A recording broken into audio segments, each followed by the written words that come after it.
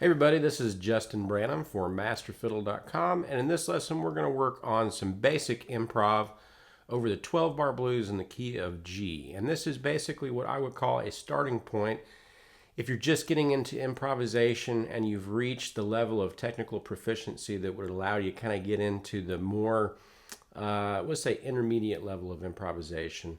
So not so much, anybody can improvise at any level, but there are certain things such as playing over chord changes, knowing the right scale to use when, and knowing the right arpeggio to use over that particular chord that we probably don't get to until we get more advanced or at least intermediate. And that's what this lesson is going to be geared towards, is that player who has worked at least in maybe the 7 or so sort of common string player keys, so like G, C, D, F, etc., and has played some major scales and arpeggios, because I'm going to reference those things and I'm not going to explain them at a beginner level. I'm going to explain them at more of an intermediate level or advanced level, even as if you've already encountered those before. So intermediate level improvisation, and we're working on the blues in G over just the really basic chord progression for that, and I'm using a swing style backing track, but these things apply to any style of improvisation and any style of music. So we're just going to work on the basics, which is playing the correct scale that goes with each chord, identifying the chord first, then finding the correct scale and the correct arpeggio that goes with that chord, and just the real basic stuff. So what I want to do right now before we get into the lesson is just demonstrate what you can sound like. And of course, I've studied improvisation for a while and can do more than just what we're going to work on today, but I'm not going to draw from that. So I have some phrasing things that I might have more experience with that will make this sound and probably, hopefully better. We'll see, maybe not.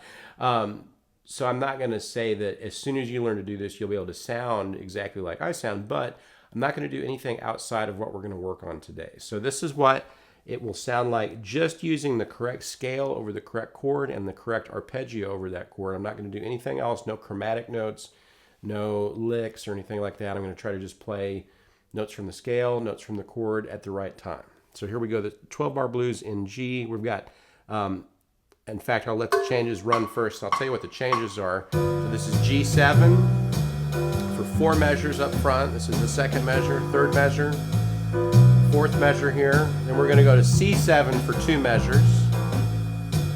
Second measure of C7, 2 measures of G7 now, 2 measures of D7. This is the 5 chord in the key of G. And then back to 2 measures of G7 again. Now we're at the top right here. I'll take a solo.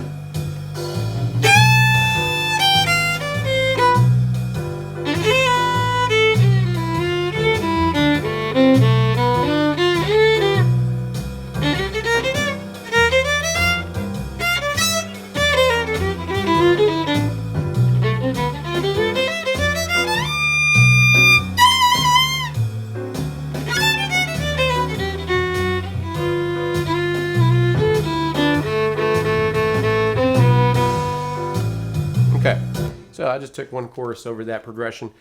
That's the chord progression, and I have the backing track that goes with this in the key of G. This is going to be applicable to all 12 keys, though. We're just going to work out of G because that's a good fiddle key.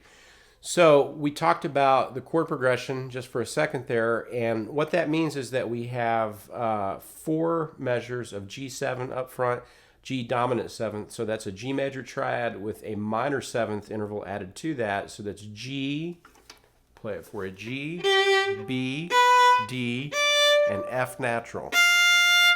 So if we